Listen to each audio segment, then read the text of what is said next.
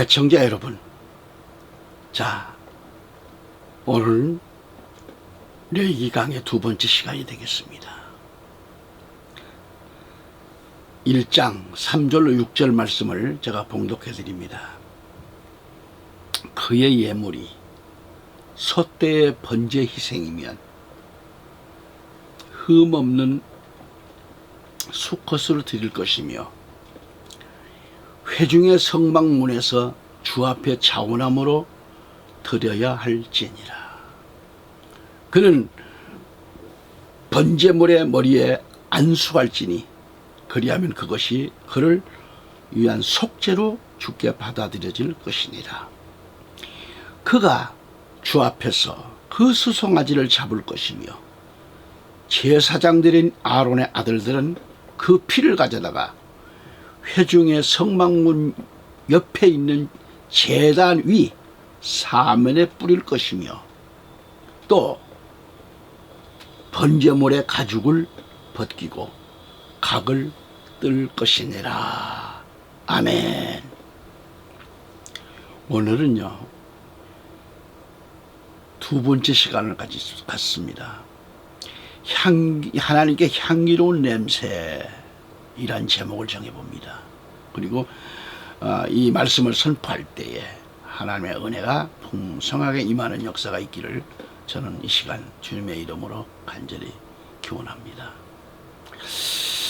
자, 그의 예물이 번제 희생 제물이 되는 것도 중요합니다만은 번제 희생 제물을 드리는 것은 더욱 중요하다는 걸 알아야 됩니다.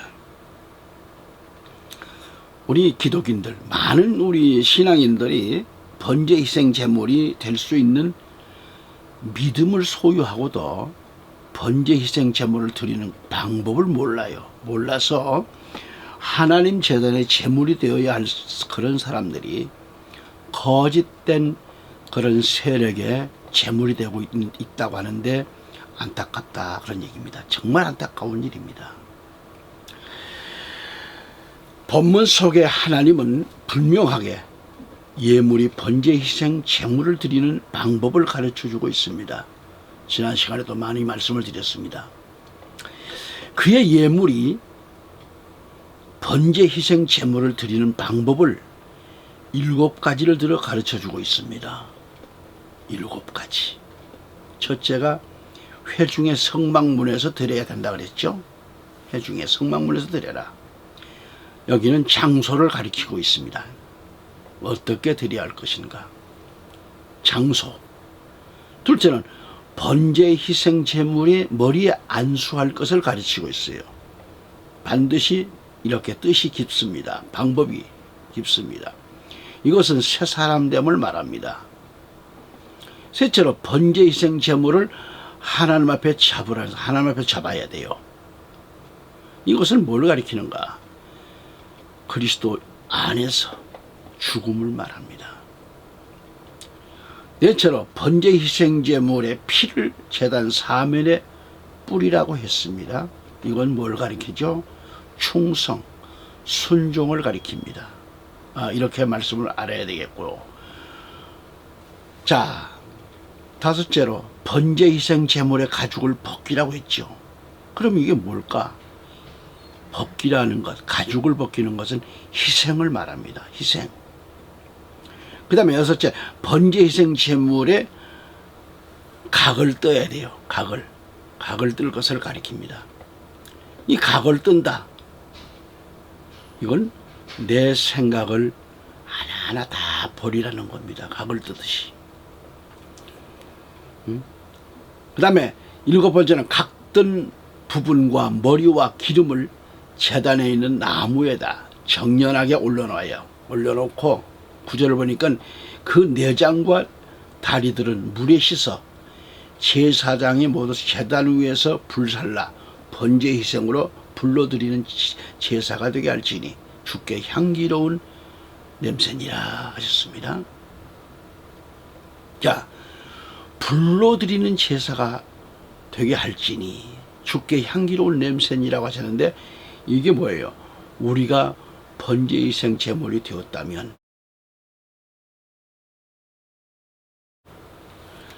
하나님께 드려지는 온전한 번제 희생 제물이 되어야 한다는 말씀이죠. 번제 희생 제물마다 끝에 나오는 말씀을 보면 하나님께 향기로운 냄새니라 하시고 말씀을 맺고 있습니다. 이 말씀을 깊이 좀 우리가 생각해 본다면 오늘 성도가 된 우리가 마지막 때에 그리스도께서 바라시는 것이 있다고 하면 사람의 미혹을 받지 말라는 겁니다. 마태복음 24장 4절로 5절의 말씀을 봅니다. 예수께서 그들에게 대답하여 말씀하시기를 아무도 너희를 미혹하지 못하도록 주의하라. 많은 사람이 내 이름으로 와서 내가 그리스도라고 말하며 많은 사람을 미혹하리라 라고 했습니다.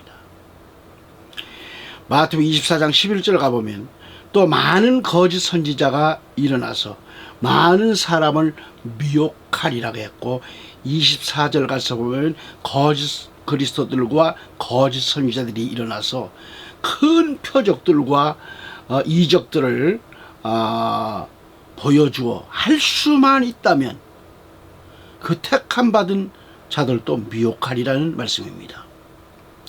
이처럼 마태복음 24장에만 미혹이라는 말씀이 4번 반복 강조되고 있어요. 마지막 때의 사탄의 세력은 하나님께 드려져야 할 번제 희생 제물을 미혹하여 거짓된 세력에게 넘겨줄 것입니다. 그러면 우리 성도들은 믿음을 굳게 지키면서 번제 희생 제물이 되어서 하나님께 드려지는 그런 온전한 번제 희생물이 제물이 되라 그런 얘기죠. 그렇게 돼야 됩니다. 그런 의미에서 번제 희생 제물을 어떻게 드리는가에 대해 7가지로 말씀을 나누어 봅니다. 자, 그러면 회중의 성막문에서 드려야 한다. 3절에 회중의 성막문에서 하나님 앞에 자원함으로 드려져야 된다 이 말이죠. 여기 회중의 성막문 문은 이동식이었지만은 그 성막이 솔로몬 성전이 지어진 이후로는 고정된 일정한 장소가 되었습니다. 성막은 오늘의 교회를 가리킨다 그랬죠. 반드시 번제 희생 제물은 우리 그리스도의 몸된 교회에서 드려야 한다는 말씀입니다. 여러분, 제단인 교회가 없는 곳에서 드려지는 그러한 예배는 신앙의 유익은 줄 수 있어도 우리가 번제 희생 제물은 될 수 없습니다. 모든 예배는 핏값으로 산 그리스도의 몸된 교회에서 드려져야 합니다. 사도행전 20장 28절에 말씀하죠. 그러므로 너희 자신을 조심하고 모든 양떼에게도 그리하라. 이들을 위하여 성령께서는 너희를 감독자로 세우셨으며 하나님께서 자신의 피로 사신 하나님의 교회를 돌보게 하셨느니라 라고 말씀합니다. 우리 한국 교회는 매주 드려지는 예배가 많습니다. 구역에서 드려지는 예배, 가정에서 드려지는 예배, 또 뭐 직장에서 드려지는 예배, 임직식 하면서 드려지는 예배 등등 참 많습니다. 교회이건 가정이건 직장이건 어느 곳에서 드려지든지 하나님께 드려지는 예배는 예배 드리는 예배자들의 신앙을 유약하게 만드는 것이기 때문에 축복이라 생각합니다. 애청자 여러분, 예배는 하나님 앞에 드려지는 예배가 있는가 하면 보는 예배가 있어요. 보는 예배. TV 방송을 통해 가지고 또는 영상을 통해서 교회가 아닌 가정에서 줌을 통하여 때로는 자동차 속에서 보는 예배가 있는데 그건 예배가 아니지요. 이는 예배를 드리는 것이 아닙니다. 예배를 보는 거죠. 여러분, 분명히 말씀드려서 보는 예배는 모두가 신앙의 유익을 줄 뿐이지 번제 희생 제물이 되는 예배는 아닌 거라 이 말이죠. 줌 예배 아니에요. 여러분, 앞서 말씀드렸지만 번제희생 제사란 모든 제사의 기본이고 시작이 번제희생 제사라고 했습니다. 교회에서 전능하신 하나님께 영과 진리로 드려지는 예배에 몸과 마음과 생각을 깨끗하게 해야 합니다. 그래서 예배자의 자세가 충성할 때 우리는 번제희생 제물이 될 수 있으며 온전한 제물이 되어 드려지는 것입니다. 아멘. 아무리 그 믿음이 수소처럼 힘이 있고 양처럼 희생적이고 염소처럼 강하고 비둘기처럼 순결할지라도 교회에서 드려지는 예배를 소홀히 한 자라면 번제희생 제물로 하나님은 받지 아니하십니다. 번제희생 제물을 드릴 자가 번제희생 제물을 직접 끌고 회중의 성막문에 나오듯이 번제희생 제물을 누가 대신 드려지는 것이 아닙니다. 누가 나를 대신해서 교회에서 하나님께 예배 드릴 수는 없습니다. 다른 사람이 내 대신 번제희생 제물이 될 수 없습니다. 내 자신이 교회에서 하나님 앞에 직접 은혜 받고 내가 번제희생 제물이 돼야 하는 것이죠. 아멘. 그 다음에 4절 말씀 가보면 번제 제물의 머리에 뭘 하라? 안수하라. 안수할지니라. 번제희생 제물인 짐승에게 자신의 죄를 전가시킨다는 의미가 있습니다. 그리고 안수는 옮겨지는 것을 뜻합니다. 옮겨지는 것. 우리의 죄가 예수 그리스도께 옮겨졌습니다. 예수 그리스도 안에서 우리가 산제물이 되어서 안수받는 것은 새 사람이 된다는 것을 말합니다. 그러니까 옛사람의 잘못된 것을 철저히 청산하고 새 사람이 되는 것을 가리킵니다. 그래서 로마서 12장 1, 2절을 가서 보면 그러므로 형제들아 내가 하나님의 모든 자비하심으로 너희에게 권고하노니 너희 몸을 하나님께서 기뻐하시는 거룩한 산 제물로 드리라. 이것이 너희가 드릴 합당한 예배니라. 합당한 예배. 너희는 이 세상과 일치하지 말고, 잘 들으세요. 너희는 이 세상과 일치하지 말고 너희 생각을 새롭게 함으로써 변화를 받으라 했어요. 변화를 받아 하나님의 선하시고 기뻐하시고 온전하신 뜻이 무엇인지 입증하도록 하라, 이렇게 말씀합니다. 입증하라는 거예요. 입증. 거듭 말씀드려서 새 사람이 되지 않는 제물은 하나님은 받지 아니하십니다. 새 사람이 되지 않는 제물은 저는 짐승과 같고 병든 짐승과 같습니다.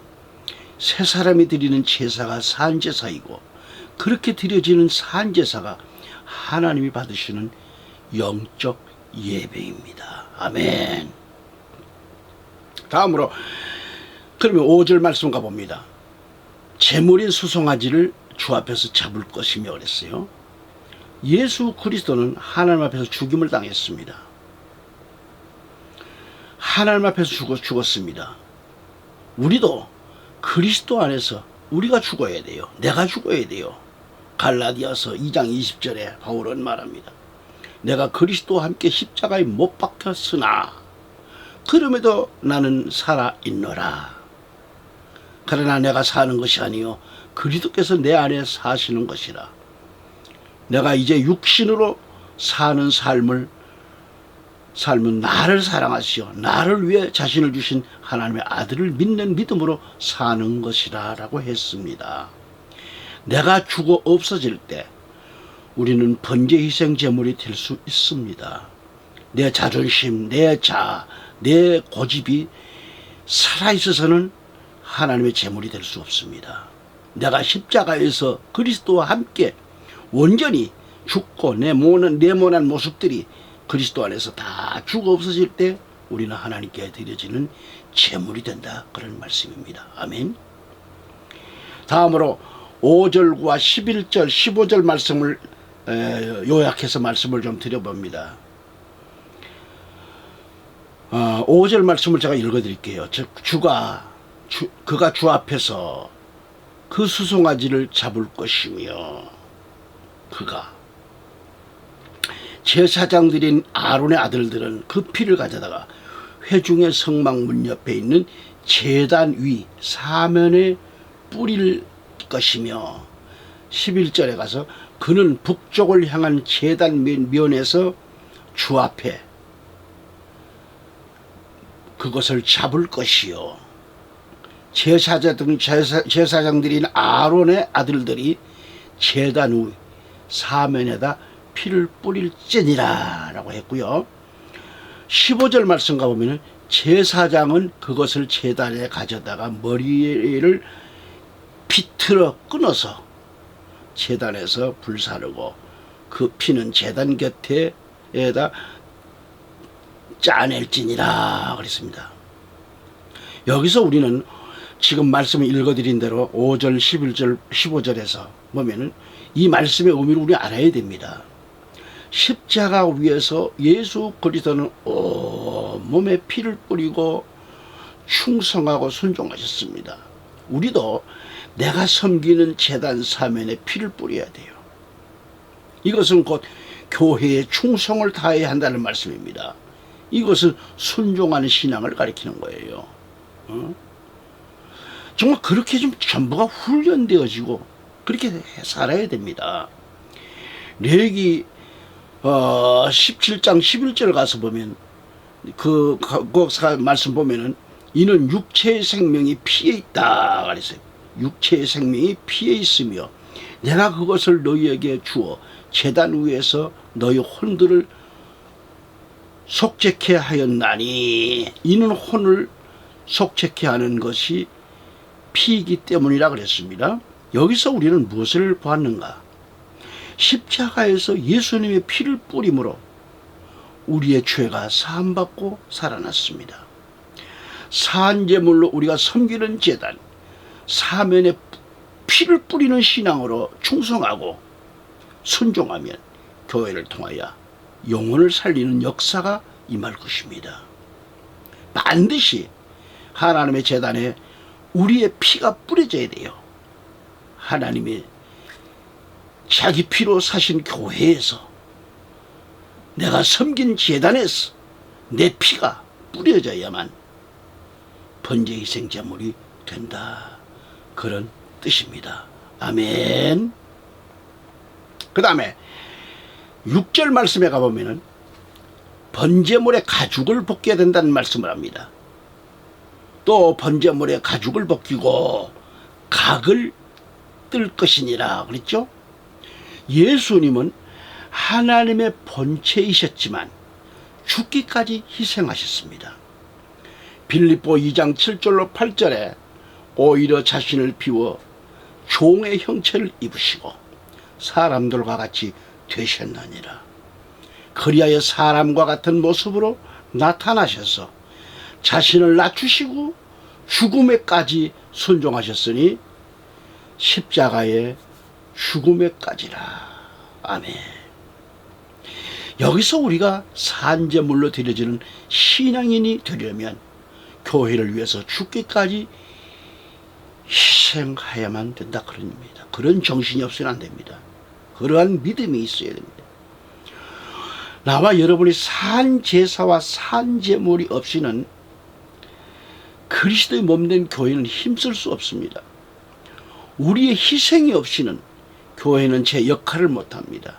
하늘 영광 다 버리시고 이 땅에 오셔서 우리를 위하여, 여러분을 위하여 희생하신 예수 그리스도 안에서 나와 여러분이 하나 된 자이고 하나님께 드려지는 번제 희생 제물이 되기 원한다고 하면 우리는 그리스도께로서 피로 세우신 교회를 위해 희생해야만 합니다.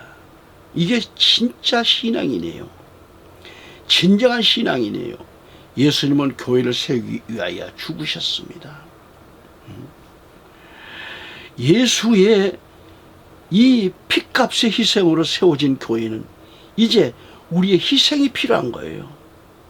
우리의 가죽을 벗기는 희생이 있을 때 우리는 번제 희생 제물이 될 수 있다라는 이런 말씀입니다. 아멘. 다음으로 8절 말씀을 또 보면은 이런 말씀 있잖아요. 여기서 번제 희생 제물인 짐승을 잡아 각을 뜬다는 건 뭘 말합니까? 머리, 가슴, 팔, 다리 이것을 잘게 잘라가지고 제단 불에 잘 탈 수 있도록 하라는 겁니다.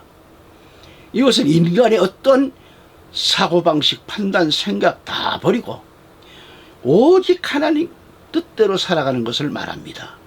예수님은 온전히 하나님의 뜻대로 살으셨습니다. 우리도 우리의 생각, 판단을 다 버려야 됩니다. 철저히 하나님의 뜻을 따르며 살아야만이 하나님께 드려지는 제물이 되는 겁니다. 골로새서 3장 2절에 위의 것을 생각하고 땅의 것을 생각지 말라 이렇게 말씀합니다. 위의 것만 생각해야 돼요. 위의 것 생각해야 돼요. 하나님만 바라보고 가야 돼요. 그 다음에 하나님께 드려진 제물 과정에서 마지막 과정인데 각든 부분과 머리와 기름을 단 위에 사르라 그랬어요. 이 말씀은 7절, 8절, 12절과 13절, 17절에 쭉 나와 있는 얘기입니다.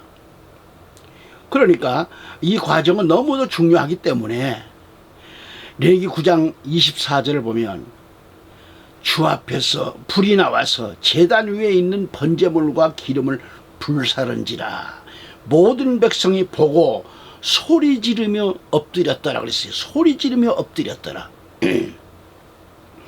앞에 6가지 과정이 이루어져야만 7번째의 과정이 이루어지는 겁니다. 아무리 우리가 번제를 드리고 제물을 드려도 제물이 불에 타게 하는 것은 하나님이십니다. 다른 불로는 제물을 태워서는 안 됩니다.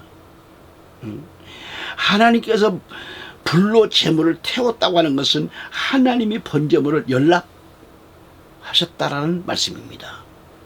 연락한 제물은 우리 하나님께 향기로운 냄새라고 말씀하셨습니다. 우리가 드려지는 예배가 우리 하나님, 우리 하나님께 향기로운 냄새가 되어야 되는 건데 그렇지 못한 사람들이 많잖아요. 그러기 위해서는 우리의 예배가 드려지는 예배가 되어야 한다 그런 얘기입니다. 아멘. 여러분 누누이 말씀드렸습니다마는 우리가 보는 예배가 되어서는 안 됩니다. 듣는 예배가 되어서도 안 됩니다. 보는 예배, 듣는 예배로는 하나님 앞에 하나님 제단에 번제 희생 제물이 될 수 없습니다. 철저하게 우리는 먼저 장소가 분명해야 합니다. 가정에서 아니요. 이제는 속히 교회로 돌아와야 됩니다. 속히 교회로 돌아와야 돼요. 집에 앉아서 휴대폰 보고 모니터 보고 그게 예배를 드리는 것은 아니에요. 보는 겁니다. 여러분 참된 신앙이라면 앉아서 발 뻗고 앉아서 예배 보는 것이 그건 예배가 아니에요. 하나님의 부끄러운 걸 아세요. 장소는 그리스도께서 피로 값주고 사신 교회에서 반드시 제물이 돼요. 드려야 돼요. 내가 드려져야 돼요. 그 제물은 철저히 옛사람의 모습을 예수 그리스도 안에서 청산해야 하고 하나님 앞에서 내가 죽어야 한다니까요. 그래야 돼요. 죽음 예배가 무슨 예배입니까? 내가 죽어야만이 우리는 제물이 될 수 있다는 얘기입니다. 우리는 또 제물이 되어서 제단 사면에 피를 뿌리고 가죽을 벗기는 희생을 가졌을 때 우리는 제단에 제물이 될 수가 있다는 것이죠. 제물의 각을 떠야 제물이 되듯이 우리의 생각, 집, 판단을 버려야 제단의 제물이 될 수 있는 겁니다. 이렇게 이루어져야만 하나님의 불이 내려와서 우리가 드리는 예배를 번제 희생 제물로 삼으시고 연락하시며 향기로운 냄새로 우리가 드려지는 예배를 받으시는 거예요. 우리 아버지가 받으시는 겁니다. 애청자 여러분, 이 제단에 번제 희생 제물이 되시기를 우리 구주 예수 그리스도 이름으로 축원합니다. 말씀을 정리합니다. 구약 제사는 오늘의 예배입니다. 우리가 드려지고 있는 예배가 오늘 본문에 기록된 제사 방식처럼 드려지고 있는가를 점검해 보아야 합니다. 번제 희생 제물이 되겠다고 하는 되겠다는 변화되는 이 마음을 가져야 됩니다. 방송 설교는 예배가 아닙니다. 방송을 통해 듣는 설교는 여러분이 섬기시는 교회에 돌아가셔서 실천에 옮김으로 영과 진리로 드려지는 그런 예배가 되어야 됩니다. 예배자가 되어야 돼요. 잠깐 예배나 보고 가자는 마음으로 교회를 다닌다면 안 됩니다. 보는 예배는 아니에요. 성도 여러분, 우리의 예배는 몸과 마음을 다해 철저하게 드려지는 예배가 되어야 합니다. 그래서 예배자의 영적인 생활은 예배자 자신의 마음을 드리고 자신의 시간을 드리고 자신의 물질을 드리고 자신의 몸을 드리고 예배자의 정성을 드린 그런 예배가 되어야 된다는 얘기죠. 성령의 불을 받은 그런 사람들을 보면 한결같이 성령의 불을 받은 사람들은 이런 마음으로 각오로 하나님께 자신을 드릴 때 불이 그들에게 임한 것입니다. 성령의 불이 한 번 임했다고 다 된 것은 아니에요. 제단에 불이 꺼지지 않도록 하라고 했습니다. 제단의 불은 무엇일까요? 바로 기도의 불입니다. 레위기 6장 13절에 그 불은 제단 위에서 항상 타게 해서 결코 꺼지지 않게 할지니라, 꺼지지 않게 하라는 겁니다. 제단에서 기도의 불, 말씀의 불, 찬송의 불이 꺼지면 안 됩니다. 그 불은 제단에서, 이 제단 위에서 항상 타게 해서 결코 꺼지지 않게 할지니라고 하셨습니다. 애청자 여러분, 성령의 불이 내 속에 꺼지지 않게 하려면 항상 나는 제물이라는 생각을 버려서는 안 됩니다. 애청자 여러분, 나와 여러분의 몸은 자신의 것이 아닙니다. 고린도전서 6장 19절 20절에 뭐라고 말씀합니까? 사도 바울의 얘기를 봅니다. 또한 너희 몸은 너희가 하나님으로부터 받은 바 너희 안에 계신 성령의 전인 것을 알지 못하느냐? 너희는 너희 자신의 것이 아니라, 너희는 너희 몸이 너희 것이 아니라는 거예요. 너희는 값을 치르고 산 것이니 그러므로 하나님의 것인 너희 몸과 너희 영으로 하나님께 영광을 돌리라 라고 하셨습니다. 아멘. 하나님이 독생자 예수 그리스도의 피값을 치르고 우리를 사셨어요. 내 몸이 내 것이 아닙니다. 우리는 마땅히 제단 희생 제물이 되어야 합니다. 그런 사람들을 보면 전부가 기도를 해도 그렇고 교회 다니는 모습도 내 몸 가지고 내 몸을 위해서 사는 거예요. 내 몸을 위해서. 그리스도께 피값을 우리를 위해 사셨는데 우리는 하나님의 것인데 주님 것인데 아직도 내 몸을 가지고 삽니다. 우리는 마땅히 제단 희생제물이 되어야 되는데 말이죠. 누구는 되고 누구는 못 되고 안 되는 것이 아니라 우리가 예수 그리스도의 십자가 피값을 치르고 구원받은 그런 사람들인 걸 왜 모르시나요? 그렇다면 예수 그리스도가 하나님의 번제 희생 제물이 되었던 것처럼 나도 여러분도 모두가 하나님 성전, 하나님 교회 이 제단에 번제 희생 제물이 되어야 합니다.